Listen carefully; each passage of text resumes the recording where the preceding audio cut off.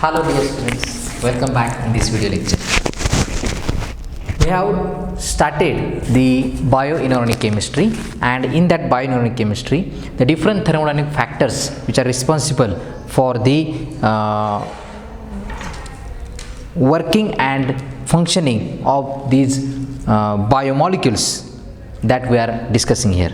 Okay, the first two factors were HSAB concept, that is soft hard soft acid base concept, and the second one was Chilet effect that we already seen. Today our topic of discussion is the thermodynamic aspects, and in that we are going to see the three thermodynamic aspects. The first one is pKa values of coordinated ligands, the second one is called tuning of redox potential, and third one is called biopolymer effects. Okay, so let us see one by one. Here in pK values of coordinated ligands, we know that Ka and pKa are inversely proportional to each other, and the acidity of any acid can be expressed in terms of minus log to the base 10 of Ka values. That is nothing but the stability of that acid or stability of that conjugate base after deprotonation. When that acid, protic acid, let us say, when that protic acid loses a proton, protic acid, for example Ha, loses a proton H plus, and there is a formation of a conjugate base, that is A minus. The stability of these H plus stability or the acidity of that protic acid can also be explained on the basis of ability to furnish that H plus ions in the solution, or it also explained, or it is also depend on the stability of the conjugate acid anion, that is A minus, conjugate acid anion, that is A minus. Okay, here the same thing we are going to discuss here. So what is the relation between the pKa values and the acidity? We know that lower the pKa value, higher is the acidity, or lower the pKa value, stronger is the stability, or higher is the stability of conjugate acid form. Okay, means they are inversely proportional to each other. When the pK value is high, that acid is lower acidic, or we can say the conjugate base of that acid is less stable. On the other hand, when the pKa value is lower, then that acid is stronger acid, and that conjugate base of that acid is strongly stabilized. Here the positive charge is there in presence on the metal ions, and when these metal ions get coordinated with the different ligands, okay, then the positive charge present on the metal ligand bond, okay, or the positive charge present on that complex, okay, stabilizes the conjugate acid form by deprotonation of that protic acid. Okay, for example, water is example here, water is taken as example, and here, and this water is acting as a ligand. When any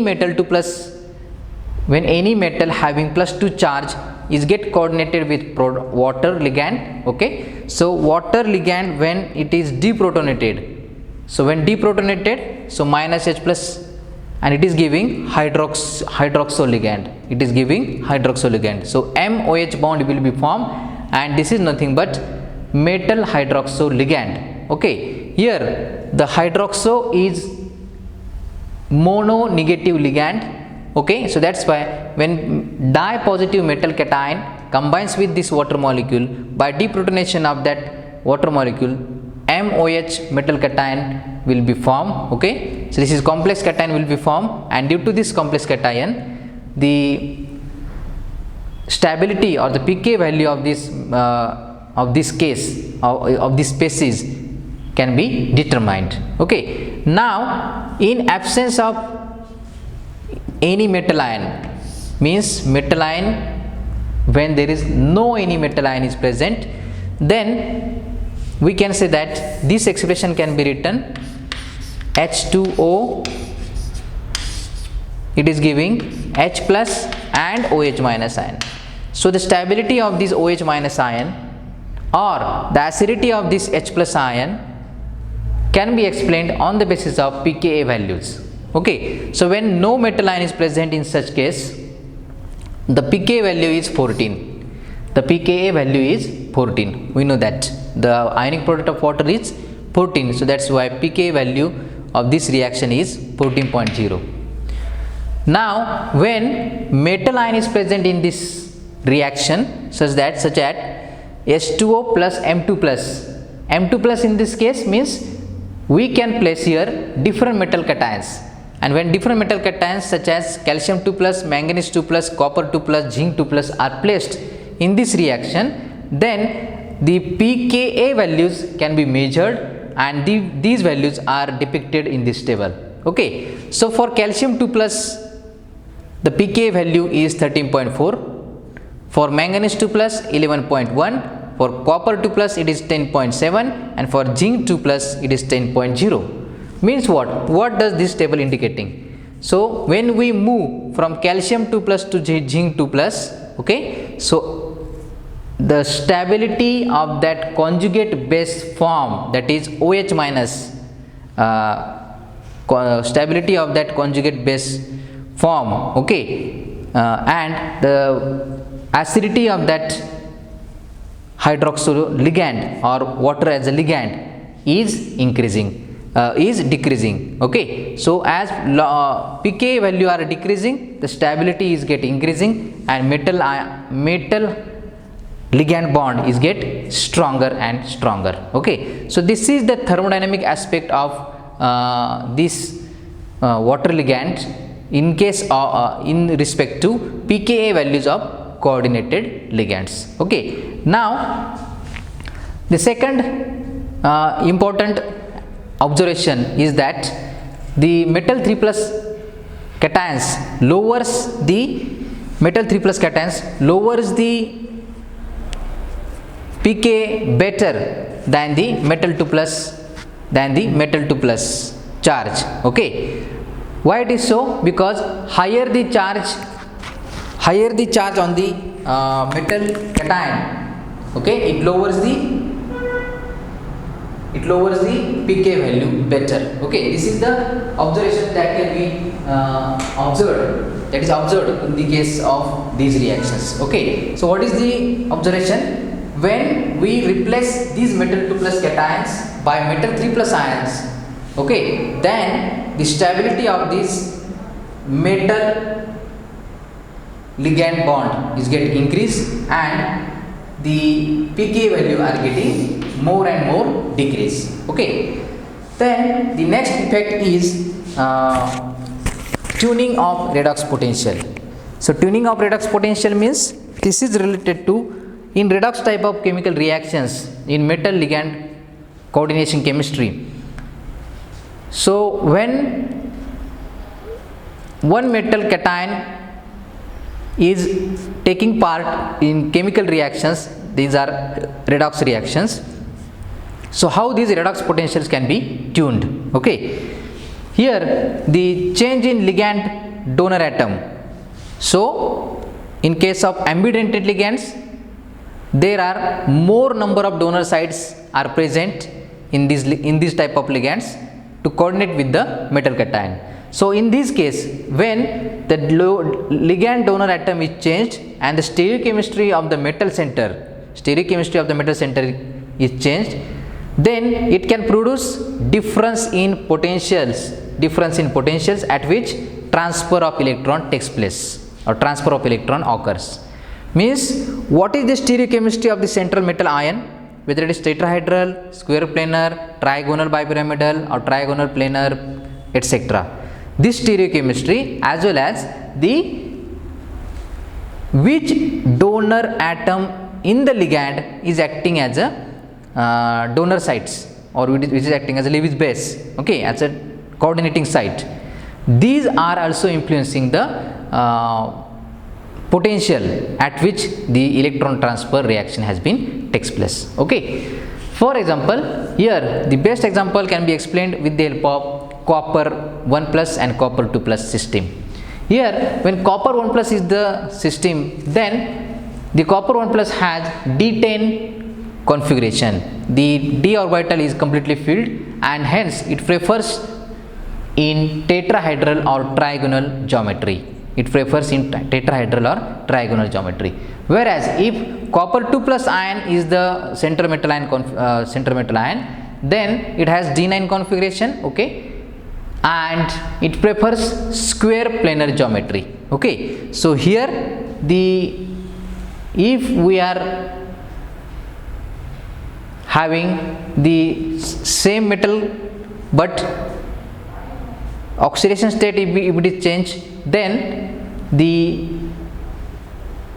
ligands which are bonding to the center metal ion can change the resulting shape or geometry of the molecule. Okay, then the last point is biopolymer effects. So in biopolymer effects, so what is by biopolymer?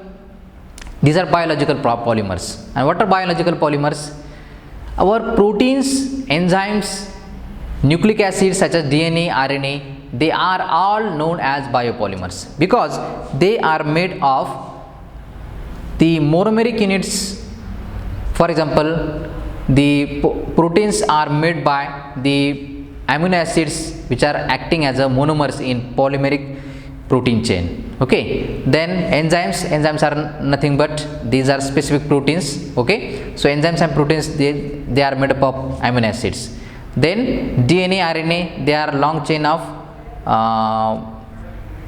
ribonucleic acids and deoxyribonucleic acids. Okay, they consisting of phosphate group, amino acids and sugar molecules. Okay, and they are joined together by the amino acid bonding. Okay, so these are known as biopolymers. And what are the effects of these biopolymers in the thermodynamic aspects? So these biopolymer effects in the stability of these metal complexes can also have some importance in the thermodynamic aspects of these biomolecules or the metal cations. The thermodynamic stability of metal center in the proteins and enzymes, this is controlled by the different aspects that we have known, that is binding ability of the center metal ion with the specific ligand that we have seen in the HSAB concept. Okay, which metal cation prefers to bind with which metal anion. Okay, that metal ion, not metal ion, which ligand anion. Okay, or it may be neutral ligand. So it is based on the hard soft acid base concept or HSAB principle. Not only this is also controlled by the stereochemistry of the ligand, then the donor atom in the ligand. Okay, all these factors are also responsible. But not only this thermodynamic stability of the metal center in these cases can also be controlled by ability of the biopolymer to control through its three-dimensional structure. So the biopolymer such as proteins, enzymes, nucleic acids are there. In their three-dimensional structure, they have also an important role in the stability of the metal center in these biopolymers. Okay, three-dimensional structure, the stereochemistry and the ligand available in that situation. Not only this, the hydrophilicity or hydrophobicity. Hydrophilicity means the attracting ability of that biopolymer with that of the water, and hydrophobicity means the repelling ability of that biopolymer to that of the water. So hydrophilicity and hydrophobicity, then steric hindrance at the metal center, at the coordination sites, then hydrogen bonding, whether it is possible or not. All these factors are also responsible for the stability or to express the thermodynamic stability of these metal coordinated complexes with the different types of ligands. Okay, The very famous example studied in this case is zinc binding site. Zinc binding site in bovine erythrocyte superoxide dismutase. Okay, so this is an enzyme. The name of the enzyme is bovine erythrocyte superoxide dismutase.